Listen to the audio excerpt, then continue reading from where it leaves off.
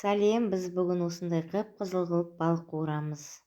Ол үшін тазартылған балығымызды кеспелерге кесіп аламыз жақсылап. Осындай жұқа кеспелерді бірден тұздаймыз, ал мынандай қалың кеспелерді ортасынан бір кертіп кесеміз. Сол кезде тұз жақсы сіңетін болады. Алдымен кеспелерімізді жақсылап тұздап аламыз. Кертілген жерге астынан үстінен жақсылап тұздаймыз. Тұздап болғаннан кейін тұзды шамалы үйкелеп сіңетіндей қылып мариновать етуге дайындаймыз. Тұзымызды сеуіп болғаннан кейін қара бұрыш себеміз.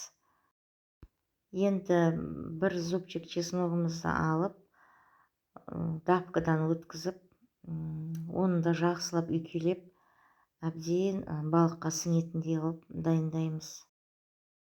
Балықты 15 минутқа тұзы сіңгенше қойып қоямыз. 15 минуттан кейін бір шайып алып мұздай суға жаймендеп қуыруға бастаймыз. Оған дейін кляр дайындаймыз. 2 жұмыртқаны жарып, бір ыдысқа салып, пеншекпен араластырып, үстіне ұн қосамыз. Қосылған ұнымызды да жақсылап бір келкі масса болғанша араластырамыз.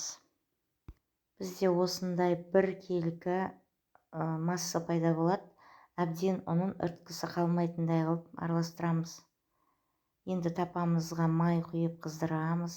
Жаңағы дайындаған клярға балығымызды екі жақтан малып, майға салып қуыратын боламыз. Барлық балығымызды сөйтіп салып аламыз.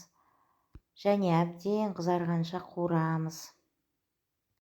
Балығымыз ірілеу, сондықтан да майға молынан батып жату керек. Енді бір жағы қызарғаннан кейін екінші жағын аударып аламыз.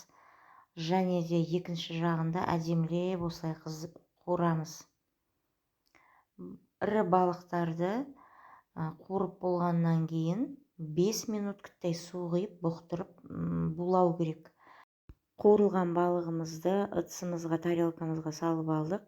Және тапамызға балығымыздың екінші бөлігін қуыруға салып қойдық. Міне балығымыз қуырылды, қып-қызыл әдемі болып, бетіне жуамызды сеуіп, дастарханға ұсына берсек болады. Астарыңыз дәмді болсын.